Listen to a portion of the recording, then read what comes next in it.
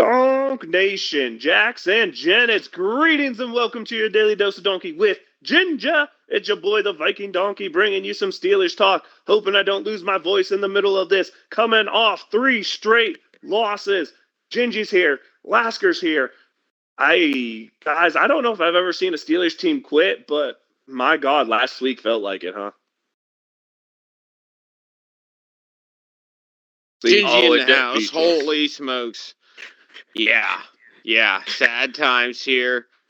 0-3 in the last 3. Lost to a couple of stinkers. And while the Colts were a little bit better of a quality opponent, they still got the break speed off them, Donkey. What's going on? Still a backup quarterback. Steelers can't seem to beat backup quarterbacks because whatever. We have the highest paid backup in the league too, so that's not our excuse. We had to play our backup. Well, we paid this dude a handsome amount of money to be a turnover machine. But Lasker's NFL record, first team over 500 to lose back-to-back games to teams that were 8 games or more under 500. My goodness gracious. Things are trending the absolute wrong direction.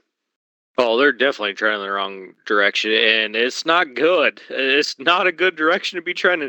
You do not want that stat that you lose back-to-back games when you're over 500 to teams that are well below 500. Last year's is also in the house, and we all need to get on the same page. Gingy, you got to start first, and then I'll go. That's the normal progression of things. Dude, all I know is you two. I'm sitting there. I'm watching the game with Bug. We're up 13-0, and we kind of looked to each other and just went, I don't think we're going to win this. We were up 13-0, and that was the feel in my gut. That's the way we were playing. I don't know how to explain it, but I have never felt less confident in a football team than I have with a team that's led by Mitch Trubisky. And Gingy, does this show the lack of accountability, the lack of standard the Steelers now have? Because Mitch Trubisky was in this offense last year, and he failed miserably to where he got replaced by a rookie after 4 games. That dude then becomes a backup because you think he now magically can uphold the standard? Is there even a standard to be upheld, Gingy? That's really where I'm wondering. Yeah, I'm not sure anymore. Pickens and the whole comments week after week. We're talking about this over and over. I don't know, Donkey. I think we've said it before. We need a true leader on offense. There were a lot of guys we've talked about. I don't know. I've never been in an NFL locker room, Donkey, but I think it might be hard for a defensive guy to cross over to the offensive side of the ball. I don't know. It depends on who you are. I don't know if TJ Watt can stand on the offensive side and tell those guys, like, hey, what's going on?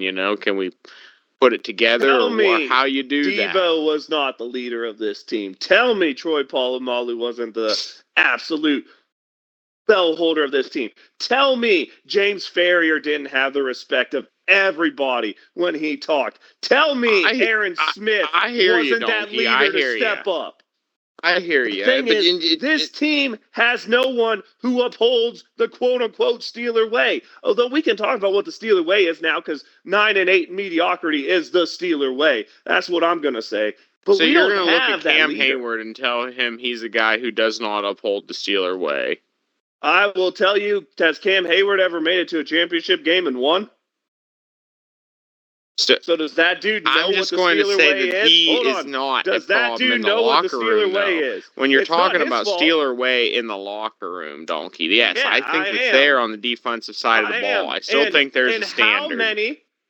How many players have we had this same problem with when Cam Hayward is the alleged bell cow? Juju Smith-Schuster? Antonio Brown? Martavis Bryant? Mike Williams? Le'Veon Bell. How many of those are all on the offensive side of the ball? Again, you need a leader, a team leader. I don't care what side of the ball you come from.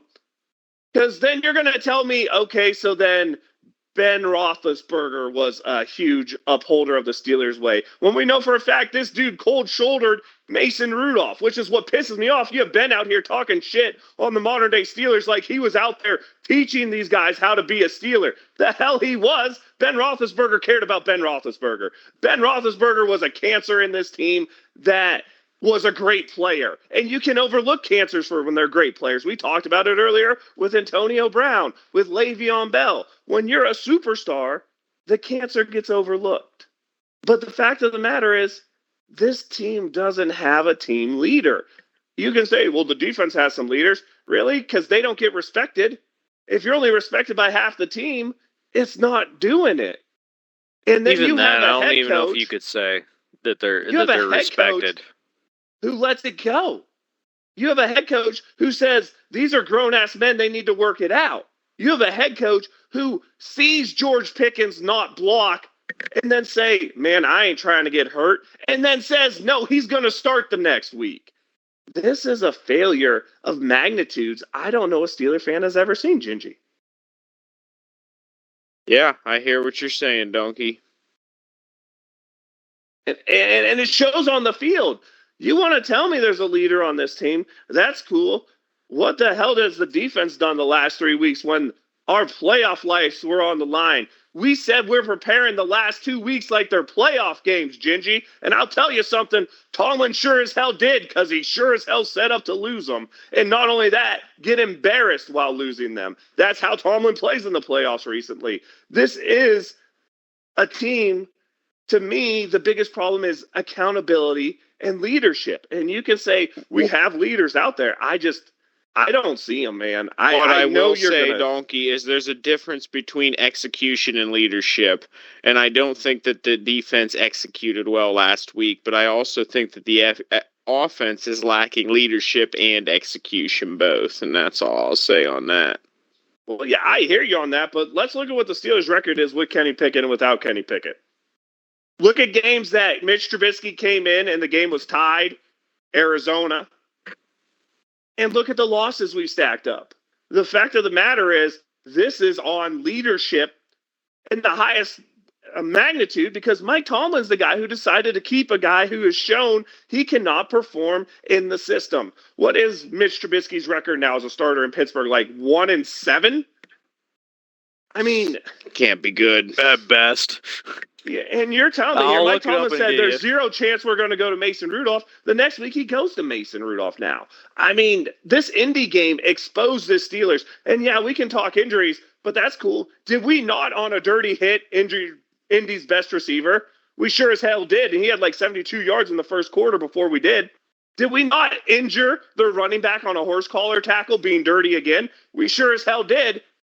So they came in without their top wide receiver, without their top running back already. We hurt their second string running back. They have a third and fourth string running back, Dingy. And the heart of this team where all of our money is spent, the defense lets them drive 15 straight runs to kick a field goal to go up bigger. And this is after Mike Tomlin, Mr. Doesn't Live in His Fears, doesn't let Chris Boswell attempt a 57-yard field goal in a dome. We kicked a 56-yarder the week before in Pittsburgh in terrible conditions, but he won't let him kick a 57-yarder to make it a one-score game because, and I quote, I didn't feel if we gave him a short field there, our defense could hold up. So, my God, we live in our fears, and our defense does exactly what they've done all year in big games, big situations.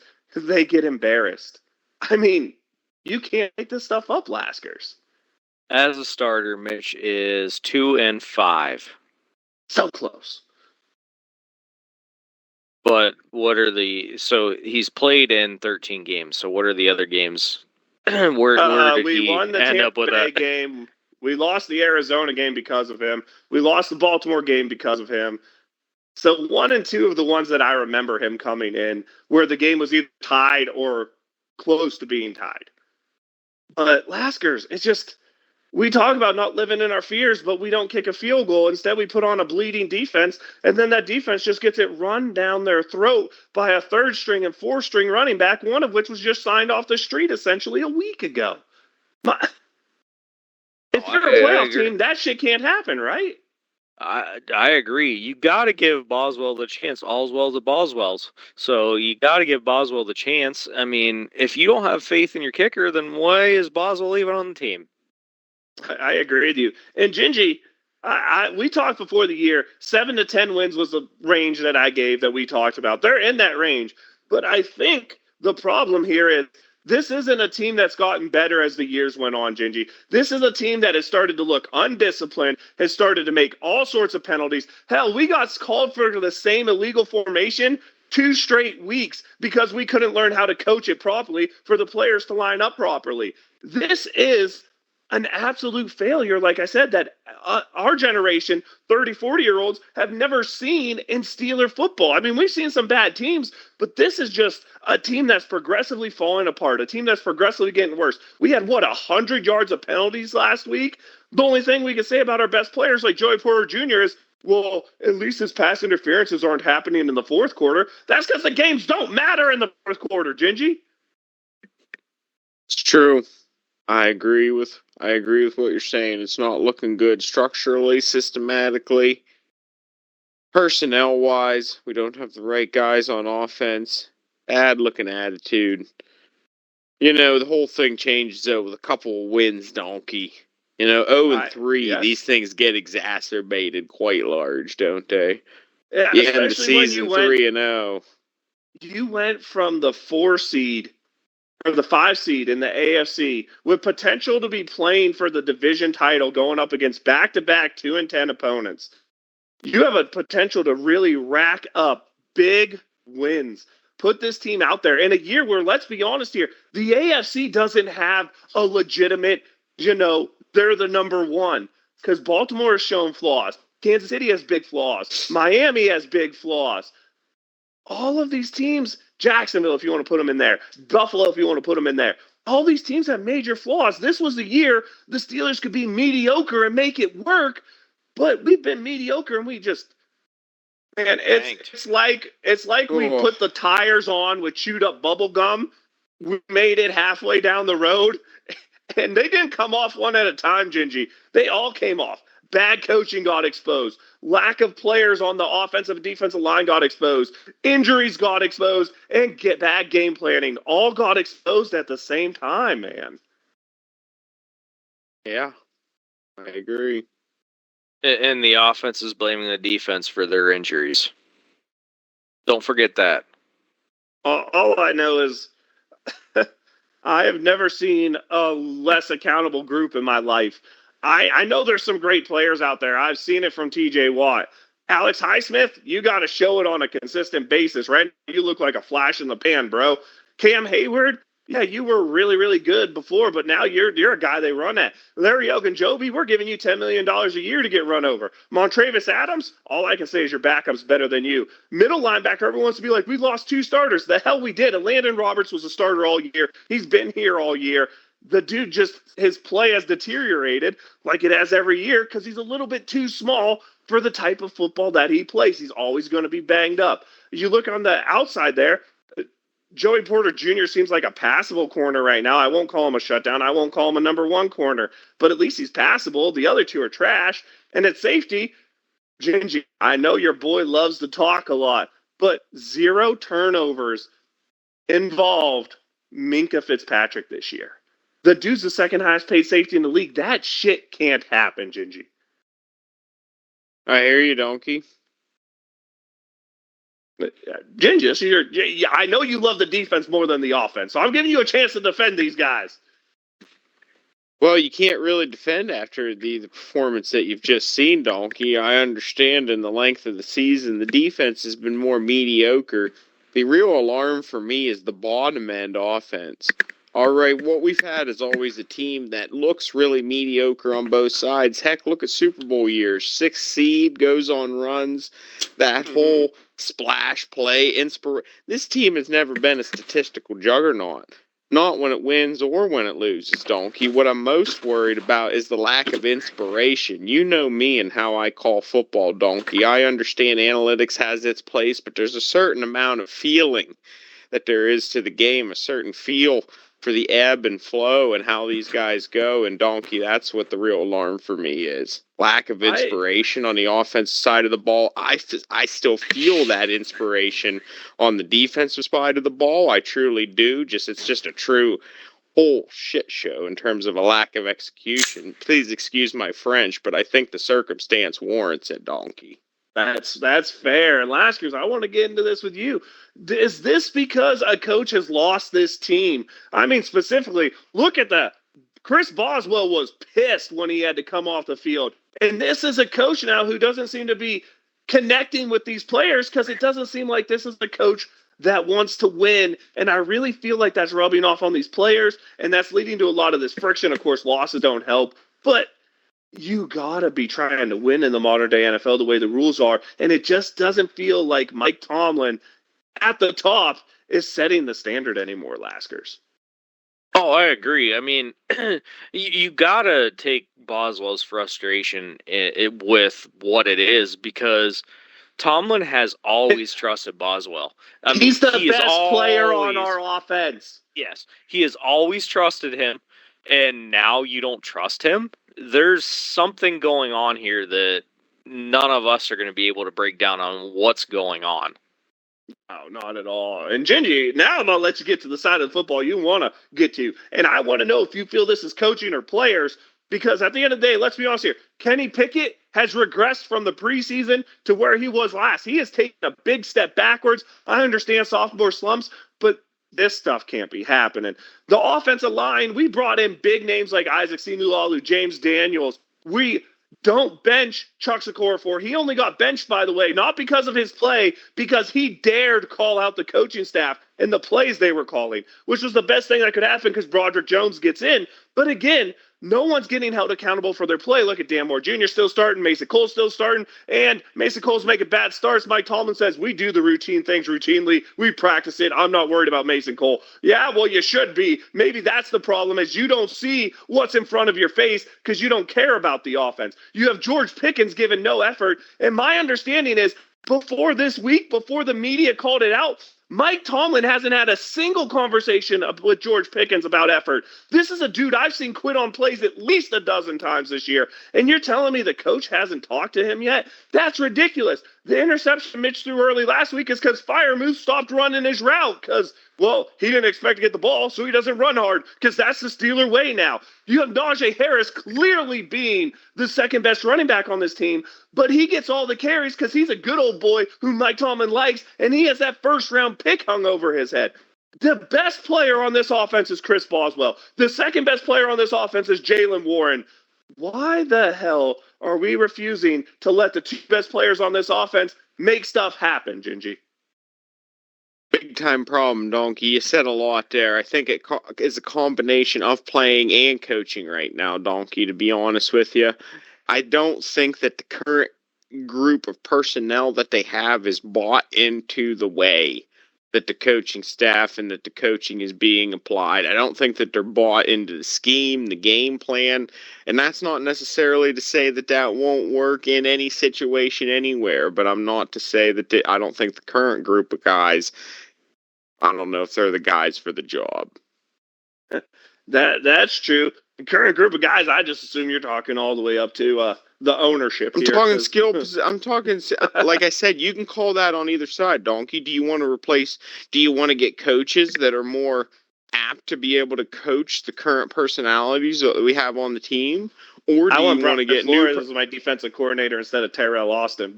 Or do you want new personalities on the team that fit the current coaching staff? I think you can go either way, but you can't have both. I hear you on that, but it's pretty hard. If you want to get rid of the coaches that fit more of the modern day NFL, a lot of the coaches on this coaching staff, I don't think really cater to the young guys in the way that they want or need to be catered to. It's more of a old school mentality where the old school guys sort of flourish, but you know, I'm not, like I said, do you switch personalities on the team, or do you switch overall coaching and culture and kind of how you operate in those situations with those guys? I hear you, Gingy. And if you watch Rich Eisen this week talk about how he actually thinks Mike Tomlin has lost the locker room, but somehow he blamed the locker room on Mike Tomlin losing the locker room, made me laugh hysterically, because essentially what Rich Eisen is saying is, well, Mike Tomlin gives you the autonomy to be yourself and be your own player and do this and do that, which works great for self-motivated players like TJ Watt. It's why Rich Eisen was like, TJ Watt loves playing for Mike Tomlin, does all this, does all that. And I hear you. Self-motivated players work well in this system. The problem is I've worked with a lot of 20 to 26-year-olds, and I'm going to tell you right now, maybe 20% of them are self-motivated. So if you don't have the ability to get out there and motivate these guys, these young kids, because let's be honest here, Mike Tomlin wants to say, these guys are grown men. I've worked with enough people under the age of 30 and even in their 30s to tell you, ha, ha, ha. And if you are too blind to see that a lot of these people need structure, need motivation, need to be held accountable, I don't think you're in the right field anymore. And Gingy, that's really where I'm standing right now. Is I just feel Mike Tomlin has lost touch with what is needed to push these players. Do you remember when it used to be, if you don't defend every blade of grass, we will find someone who will? Do you remember those moments? Because that was early Mike Tomlin. That's not said anymore. It's next man up, standards of standard. There's no, if you don't defend every blade of grass, I will find someone who will anymore, Gingy. The message changed. Doesn't seem that way. I'm not sure, Donkey. Yeah. But listen to his post-game press conferences. It is that way. There's not the early season fired up talk that used to be Mike Tomlin. There's this new Tomlinism garbage that has become, might as well just be a meme. I mean, standard is the standard. Gingy, Laskers, one question. It probably already is a meme. Just we haven't seen it yet. What is the standard? I want you guys to tell me. Before we get into the Cincy talk, we're going to end this Indianapolis disaster. I got it. What is the standard? I got it. Just over 500. Gingy? Well, Donkey, I think that question, that paradoxical question, lies in the same realm as what is a catch. All I'll tell you and that's my answer. My view of the standard is what Art Rooney II said. As long as we win more games than we lose, that's a good season. So to me, will answer. That has to be the standard. Right, wrong, or indifferent. Well, I'll tell you what. I think, Donkey, what you're shooting for right now, again, allegedly rebuild year. Is this what we're seeing? This struggle that all the spoiled Steeler fans are now are reveling in? I hear you. Struggle of the rebuild. I fully hear you. That's what it feels like. But when you're in a rebuild, Gingy, and you go out and you invest more into the team to improve the team, right? Results have to be better.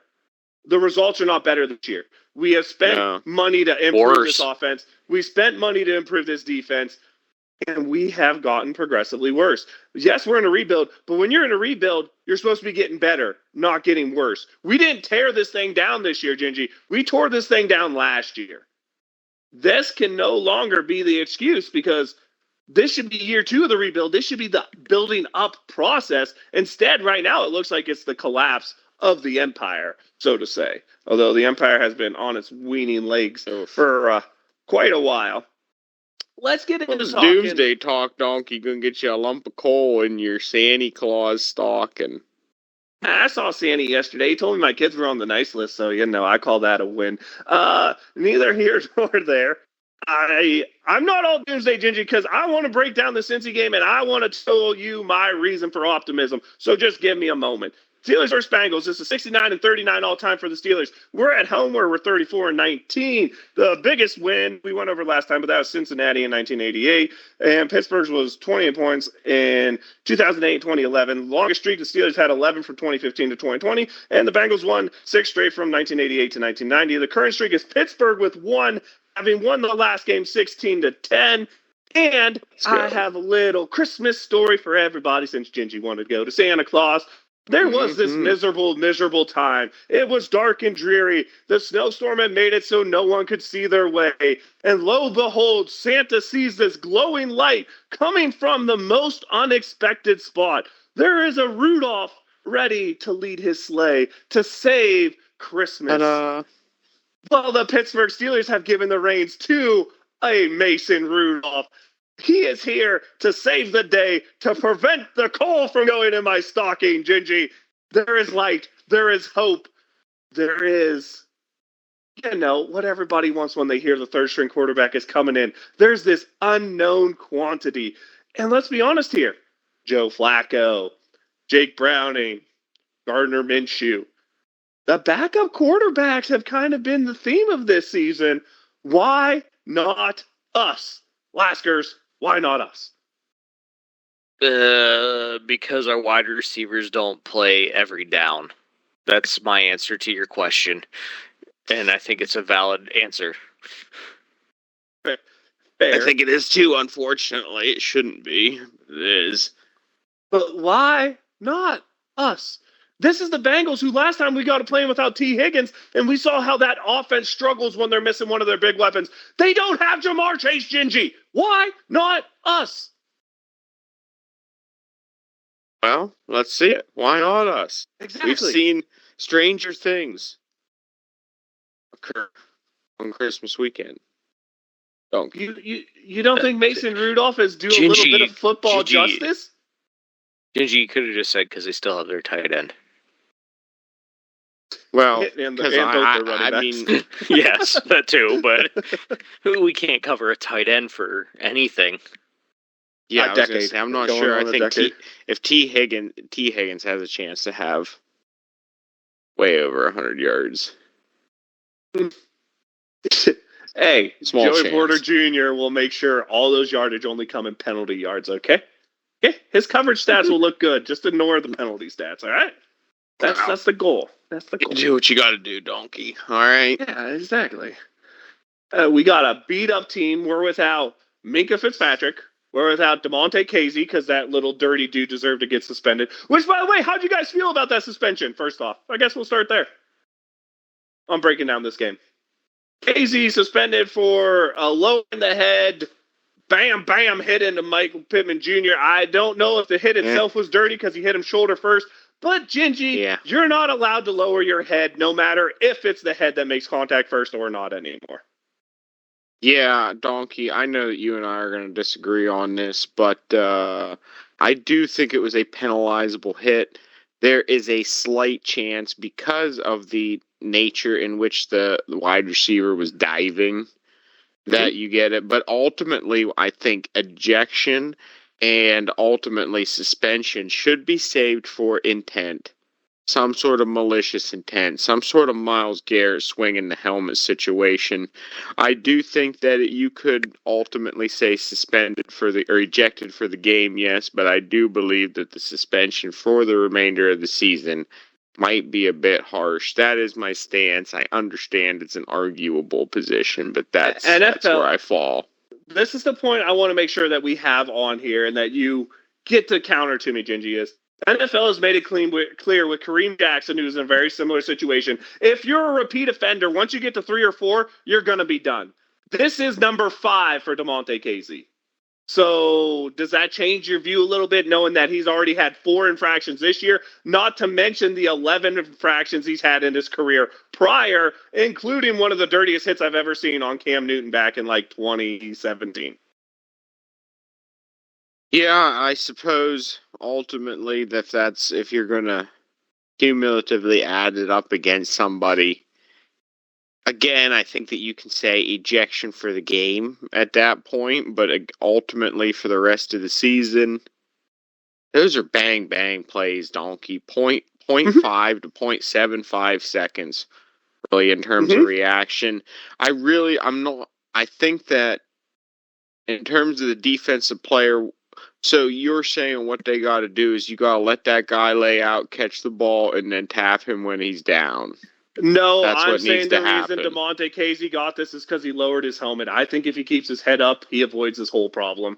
The problem is the lowering of the head to initiate is the thing the NFL's going after. You watch him drop his head to the ground. That's the problem. He needs to be looking up. And that's what the NFL has said, and that's what they show when they show the videos of what to do.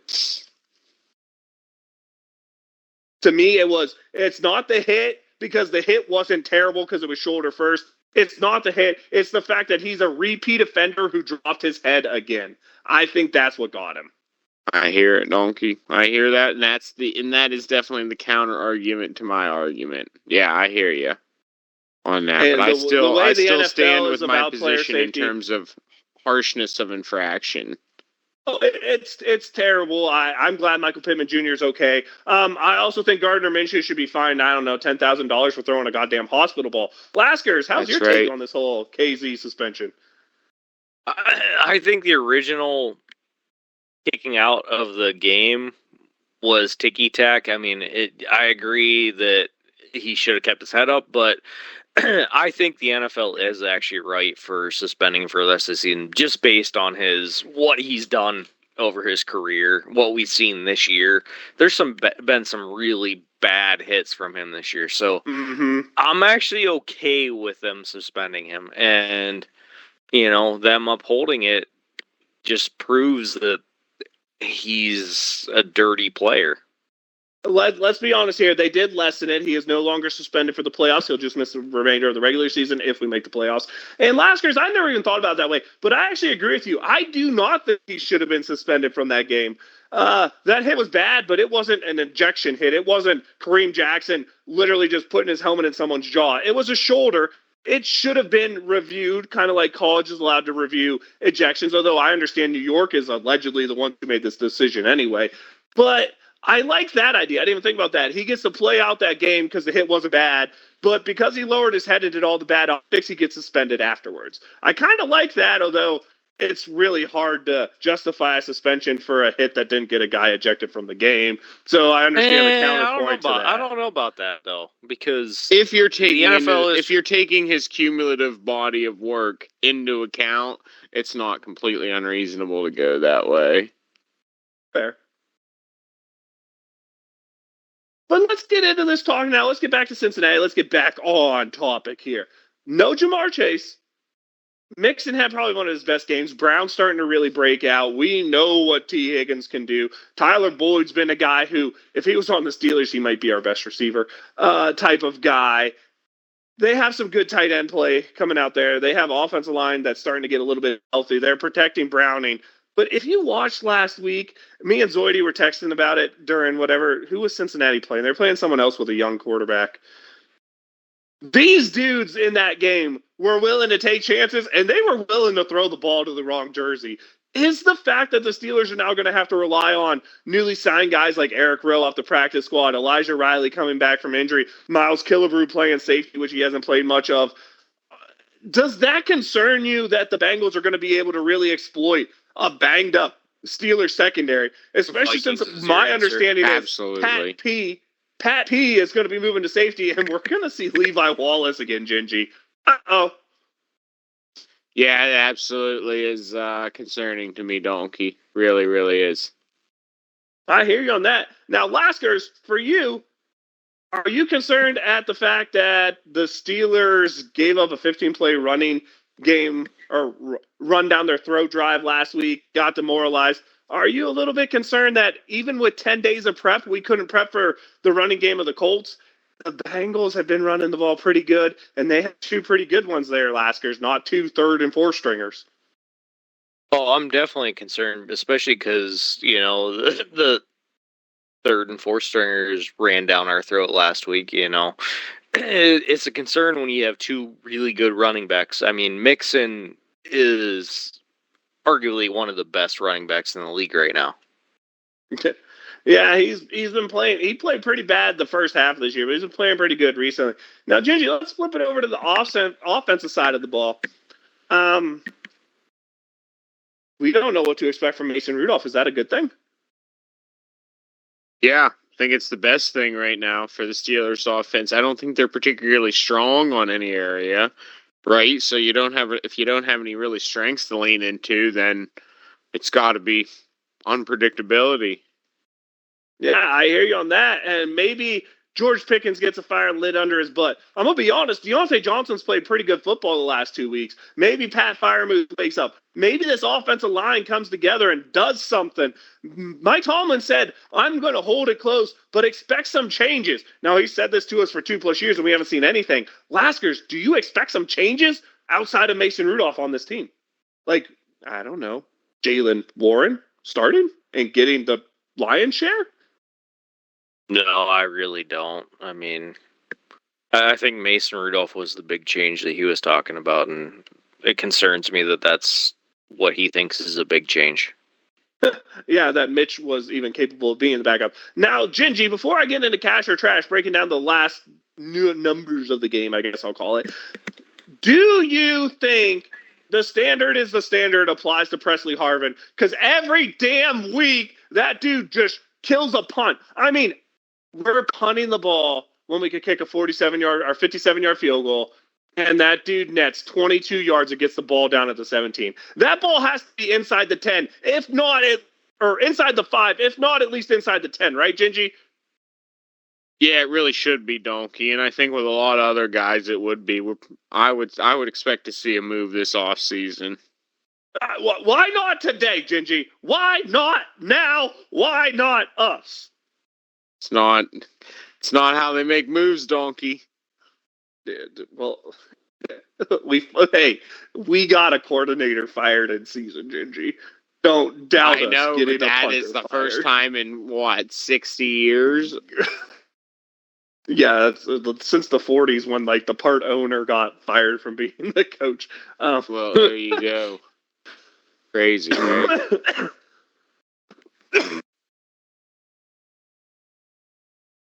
Oh, sorry about that silence. My cough finally came, and I was actually able to mute my mic. So, not everyone had to hear that. I'm thankful for that. Let's get into cash or trash. Laskers, you want to start on offense or defense? Let's go offense. All right, let's go. Number 1, cash or trash. The Pittsburgh Steelers are finally going to use their best offensive weapon, more so than quote-unquote RB1. Jaylen Warren will out-snap Najee Harris this week. Trash. Yes, there's no explanation needed. I agree. There's no other explanation. It's just trash. Gingy, this week, and I'm going to have a Gingy counter. You got to tell me the number afterwards. Our wide receivers are boneheads. So we're going to keep a Gingy counter of quote-unquote unforced errors and lazy plays. There will be a combined less than 4 unforced errors and lazy plays by our wide receiver core this week. Trash. Till I see otherwise, I would expect nothing less. Laskers, last time Mason Rudolph played, he was able to throw for a couple hundred yards against Detroit. So cash or trash, Mason Rudolph over 200 yards passing against the Cincinnati Bengals. I'm going to cash that one in. I like it. Gingy, I've been told how Pat Freiermuth is a top 5 tight end in this league. I'm not sure I've really seen it. But this is the week everybody likes a 6'7" safety blanket, especially a quarterback who's new to getting regular snaps for the past 3 years. Cash or trash, we're going to see a great game out of Pat Freiermuth, over 70 receiving yards or 2 touchdowns. So one or the other. 7 receiving yards, 2. Cash that in for 2 touchdowns. All right, if Mason Rudolph is going to throw them, my expectation would be that he'd be throwing them to Freiermuth.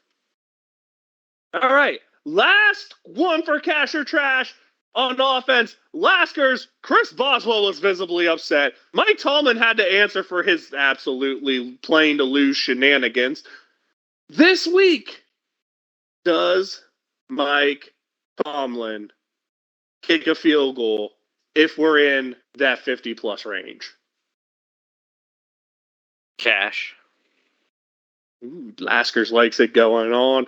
All right, I respect that. Let's flip over to defense. Let's get it going. The Colts ran down the Steelers' throat. I'm not sure what's going on there. A lot of injuries in the secondary. Next man up, blah, blah, blah, blah, blah, blah, blah, blah. Gingy, the Pittsburgh Steelers need to stop the damn run. They hold the Bengals under 100 yards. Cash or trash? Ooh, boy. Bengals have been running pretty well lately. I'd say if they're going to do it, they're going to do it this week, Donkey. Cash it in. Under 100. Let's go. Laskers, we haven't really had a good slot corner since the damn Bengals stole Mike Hilton. All right, that makes me mad. But this week, Shandon Sullivan is going to step up and either have a sack or an interception when playing against the Cincinnati Bengals. Cash or trash? No, I'm going to trash that one. Fair. Gingy, let's go back to you. Let's stay on the not necessarily starter role thing. Miles Jack going to be elevated for this game. We're going to see 2 new starting player safeties back there, like Killebrew or Roll or Riley or Patrick Peterson. So, Gingy, my cash or trash for you is one of these either new players or players playing out of position, a la Patrick Peterson, is going to make a splash play this week. Cash or trash? Cash that in. You ask me anything about splash plays, and we're going to see it. The question is who, Donkey? Okay, that's fair. Laskers, all right. I don't know what to say. We actually shut down. We did play Jake Browning last time, I believe. I believe we beat him. It's the way it worked for us. Getting yes, lucky, I think so. Not having to play him.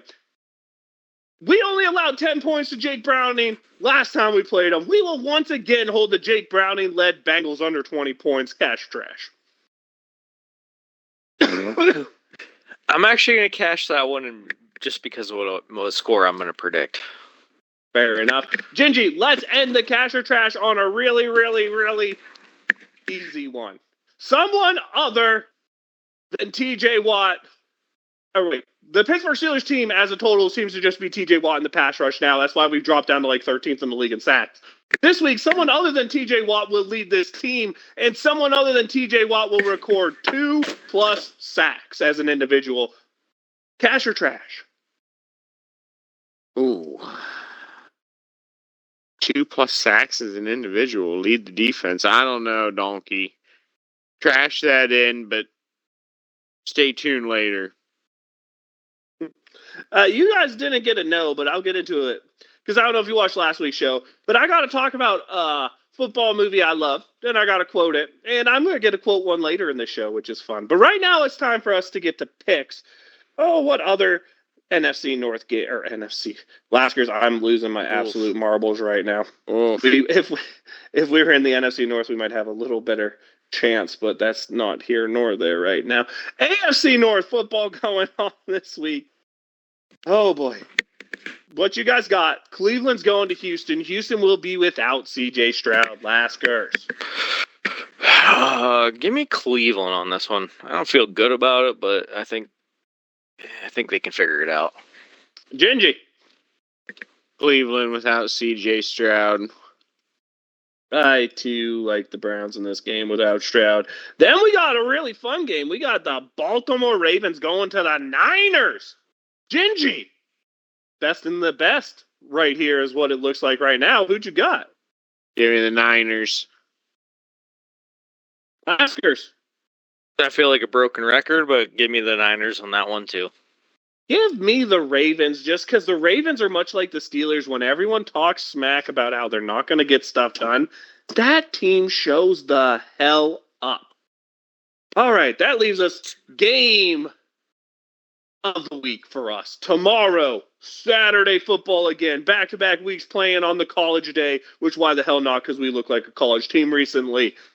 Steelers, Houston, Bengals. Who'd you like, Gingy? Woo-wee, Donkey. This might be going out on a limb, but give me the Steelers to recover at home. 21-17. X factor being TJ Watt. Give me 2 sacks on TJ and an int. And an int. Let's go. I like that. Laskers. You got to follow up the interception. Well, the funny thing is, Gingy is going to say who is going to predict that had 2 sacks besides TJ. But okay, we'll go with Gingy's pick right there. He's predicting lots of sacks, Laskers. Give me the Bengals, 16-6. X Factor Joe Mixon with 125 yards. Laskers picked an X Factor from the team he predicted to win. That never happens. That means I'm even more confident in my pick. Steelers win 24-21. Gingy, I like or 24-20, excuse me. I like the 4 points difference you had there. I'm going to keep that. I'm just going to add a field goal each way.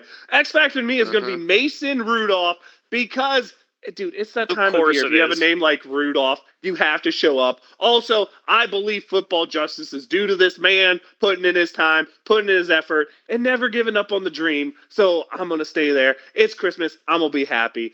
And it's time to get to shout outs. But before we get to shout outs, I guess, do you guys have any NFL stories that have caught your eye, made you happy, made you sad, made you want to cry?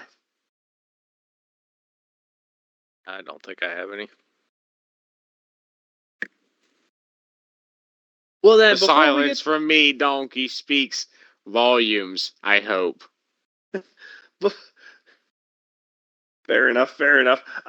So I got to quote a football movie last week, and I want to quote one again this week of talking about laissez-faire leadership, all of that stuff. I want to go. I feel like the Pittsburgh Steelers team is out there being defensive end and remember the Titans to the linebacker, right? Attitude reflects leadership, sir. That's how I feel it is right now.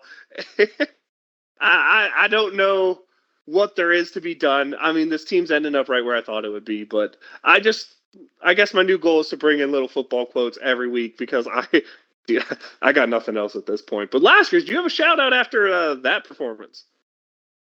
Well, my shout out has nothing to do with football, but my shout out is going to be to Don Shoemaker, who passed away this week, NHRA legend, and unfortunately he passed away, so my shout out's to him. Fair enough. Gingy, I know, but I got to ask. Okay, What's that? Cool. I'll move on from Gingy before he chops off my pinky fingers here because I feel like we're about to get into mobster level stuff. I have to have a shout out, and it has to be Mason Rudolph. Welcome back. I hope you have some magic, and I swear to God, if you start another tie as a football game, I will cry. I will legitimately cry in my room, and I'll take a video and put it out there for everybody. And then Donkey will be done on the Mason Rudolph train. I'll just be done on the Steelers train for a while because this team has broken into my heart and is not good for my blood pressure. I am the Viking Donkey. That's Viking_Donkey on Twitch and Twitter, the X. Your daily dose of Donkey with Ginger's YouTube channel where you get this fun content. We're raw, we're live, we don't rehearse. It shows sometimes, but it also makes it fun that you get to hear this. And if you think any of this enthusiasm or loudness is fake, I invite you to come to my house and watch a football game with me because it ain't fake. It's fun. It's terrible. It hurts my Definitely body. not fake. Laskers, what's up? I'm the Laskers everywhere, and I can confirm that this is the Donkey every time that he watches football. But also, if the Steelers tie, does that mean that Tomlin technically finishes the season above 500 or not above 500? Gingy, to you. Gingy in the house. We hanging out, talking Steelers. Let's go. Jackson Jennings. Rally them up. Get them towels waving. Here we go, Steelers. Big AFC North battle. Wave them if you got them.